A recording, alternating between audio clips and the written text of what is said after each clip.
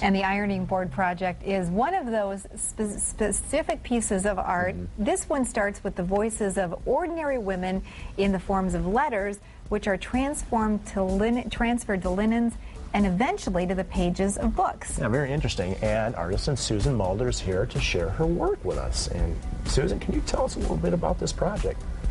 Well, the project itself is, like Terry said, based on the stories of ordinary women, and I gathered them from women all over the world, literally. Most just heard about it word of mouth. It started with invitational letters being sent out, stories being sent in.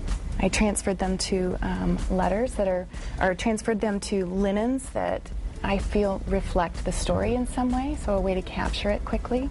So as part of Art Prize, describe the type of art that you typically do, because this was actually a performance piece that you did, which is really unique and very interesting.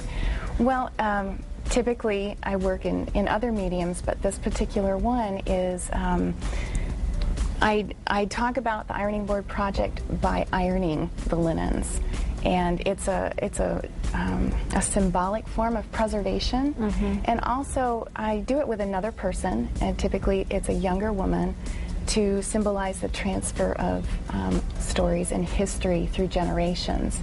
And we iron the letters, we suspend them on the line, and for Art Prize we had to think on our feet. We added an element of sound and actually have a recording of letters being read when we do the performances. Well, being so unique, it seems like you would have to have a special venue for it. Where could we see this?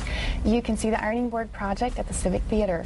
It's a perfect venue, and we've gotten some great traffic and some great response. And it's ordinary women, which is really spectacular, because you really get the opportunity to almost, beyond the women that are actually showcased here, just shine the spotlight on the idea that we all have stories. That, you know, most of us aren't on television, we're not household names, we all have stories to share.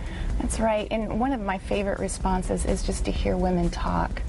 I can kind of stand to the sidelines and observe, and you'll see women that just spend, you know, a great amount of time going over each letter, and you hear them start to relate amongst themselves. You know, oh, this reminds me of, and then they'll start telling their own stories, and it propagates that. So that's a positive side. Absolutely. That's so exciting. So people can actually come and see. Right. I have a few more performances. We have 2 on Friday at 3 and 5, and 2 on Saturday at 1 and 5. And Saturday is kind of exciting. We're doing an on-site submission event. Oh. And we'll have linens there, and while we won't be transferring them through the printmaking process, we'll have archival pens, and women can come and submit their letters right there in the afternoon. And then they're included in the final performance at Art Prize at 5. Wow, that's fantastic. Well, thank you so much for sharing this with us. And another example of the unique kinds of art that we are showcasing and celebrating at this time here in West Michigan. Well, thank you. Thanks for joining us. We'll be right back.